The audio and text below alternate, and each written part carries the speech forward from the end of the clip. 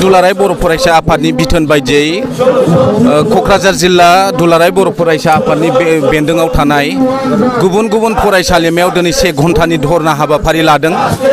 बे हाबाफारि लानायनि माखासे जाहोनफोर दङ।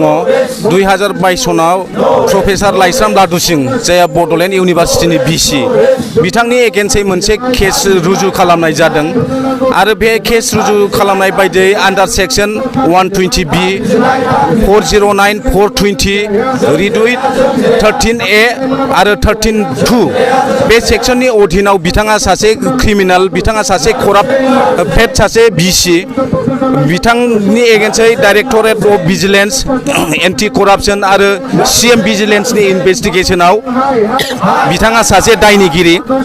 बिनिखायनो बिथाङा बे सेक्सननि आन्डाराव बिथाङा सासे दोषी, जायनि फलाव बिथाङा एन्टिसिपेटरि बेल लानानै बिथाङा आगष्ट मासनि जोबथा 30 तारिखसिम बिथाङा लिभआव बिथांखौ दोननाय जादोंमोन।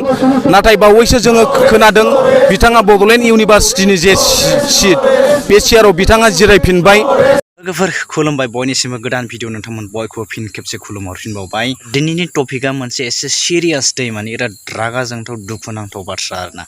दा बेनो जाहैबाय मा, जोंनि बर' हारिनि बड'लेण्डनि नायल' जाल' गंसेल' इउनिभारसिटि बड'लेण्ड इउनिभारसिटिनि जाय माने सामलायगिरि प्रफेसर लाइस्राम लादुसिं बिथांनि सायाव माने जिहेतु माने माखासे दाय मोननाय जादोंमोन जे बिथाङा माने कराप्टेड खालामदों।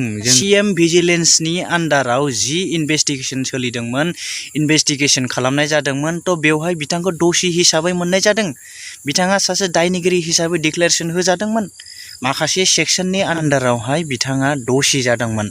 बे बड'लेण्ड इउनिभारसिटिनि आन्डाराव जिफोर स्कुल कलेजफोर माने गोग्लैयो बैफोरो माने थि मथै माने मोजां खामानि जाया। बिनि थाखाय गोबां समनिफ्राय बिनि हेंथायै जोंनि फरायसुला फरायसुलिफोर, जोंनि फरायसा आफादफोर सोमावसारबोगासिनो दं। नाथाय दिनैसिमहालागैबो बिनि समाधानखौ मोनाखै। मानो? दिनै बेबायदि मानसिया दासिमहालागैबो मानो बिनिफ्राय बोखार जायाखै? थ' बियो बिराद आसरित बाथ्रा आरोना, मोनसे बिराद गिदिर कुइसन आरोना। बिथाङा जे कराप्टेड खालामदों, करापसन खालामदों, बिनि प्रुफखौ मोनबाय होननानै माने फोरमान जादों, दिनै बुंदों। बिनि उनावबो दिनै सरकारा बेखौ माने बे गावनि मासिनिफ्राय बोखाराखै ना? बिथांनि अनगायै बे इउनिभारसिटिखौ सामलायनो हानाय आरोबाव मानसि गैला नामा? दा बले बिथांखौ बोखारोब्ला दिनै जोंनि सरकारनि मोनसे गिदिर लस जागोन नामा? आसरित बाथ्रा आरोना। दिनै बे लाइस्राम लादुसिं थानायनि थाखायसो बे आसामनि गभर्नरा दं नामा? आसामनि सरकारा दं नामा? बिटिआरनि सरकारा दं नामा? बा जोंनि बे आसामनि पलिटिसियानफ्रा दं नामा? बे आसरित। बे जों सानो बिदिथ' नङा। नाथाय बाथ्राया मा? मानो थाखाय बिथांखौ माने दासिमहालागै बोखारनो हायाखै?